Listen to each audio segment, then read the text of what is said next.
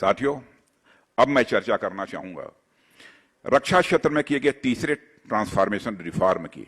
क्योंकि रक्षा क्षेत्र की बात कही गई है और मुझसे अपेक्षा की गई है, ऐसा मुझे कहा गया था, इसलिए मैं चर्चा कर रहा हूं।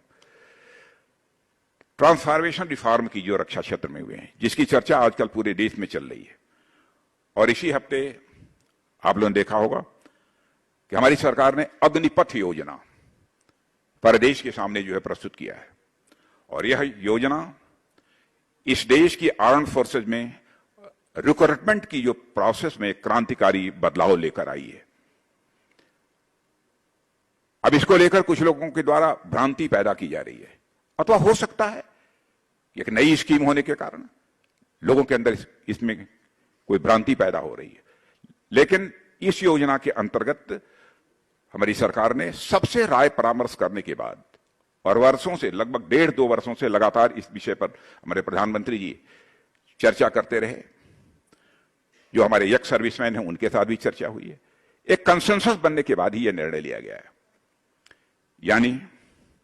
हम चाहते हैं कि देश के अधिकांश नागरिकों में एक सेंस ऑफ मिलिट्रीशिप, एक डिसिप्लिन का भाव, एक अनुशासन का भाव, वैल्यूज के प्रति कमिटमेंट, मूल्यों के प्रति उनकी प्रतिबद्धता, यह जो है उनके अंदर पैदा हो।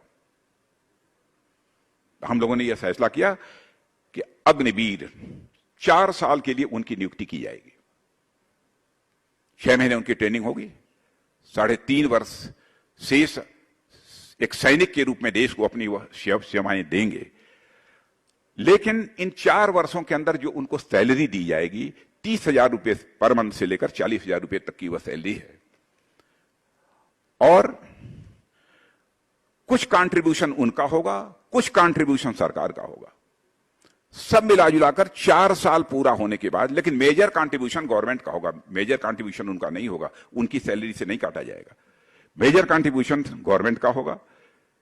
4 साल समाप्त होने के बाद उनके हाथ में 11,71,000 11,07,000